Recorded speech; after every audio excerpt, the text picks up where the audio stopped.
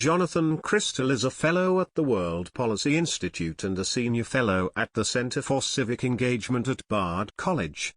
You can follow him at Jonathan Crystal. The views expressed in this commentary are his own. CNN, last Friday, North Korea conducted a successful test of an intercontinental ballistic missile that appears capable of reaching American cities, including Seattle, Los Angeles, and Chicago. This new development is a cause for concern, but not panic or rash aggressive action. The greater danger faced by both the US and the region is the reaction of President Donald Trump to this development. The existence of a nuclear power with the capability of striking the United States is an inherent threat, but it is one that the US has lived with for decades.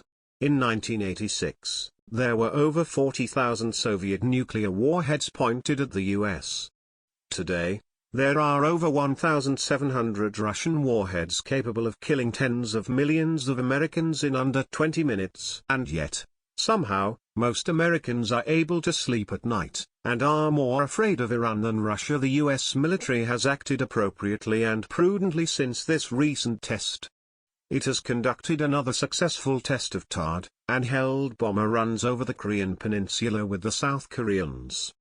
Trump's personal response has been to tweet, angrily, "China could easily solve this problem."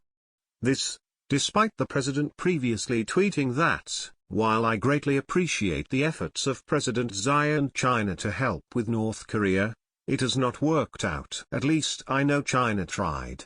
Trump seems to think that China can stop North Korea and that it should do so simply because he wants it to. But China and the US have divergent regional interests. China needs to make sure that North Korea does not provoke a major increase in the US presence in the region. But it also fears a collapse of the Kim government, which would result in a regional refugee crisis and potentially bring US forces up to the Chinese border. China certainly could do more, but the US, and each of us, should know from experience that getting friends, let alone frenemies, to do what you want them to do is hard. Much of the hyperbolic reaction to the North Korean missile tests is rooted in lack of understanding of how missile tests progress. States do not continually test weapons systems and then, as soon as they are successful, use them against enemy targets. Pyongyang's missile testing program will no more end with a nuclear strike on Washington than did its nuclear program end with a bomb dropped on Seoul. The only time in history that has happened is the bombing of Hiroshima, which came in the context of an all-out war between the US and Japan.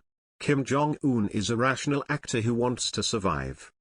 The ability to strike the continental US ensures that survival. Actually striking the United States ensures his destruction. It is Trump's response to these incremental developments that presents the real risk. He could determine that US involvement in the region is not worth the risk to the US mainland and withdraw the US from our regional defense treaties and US forces from the region.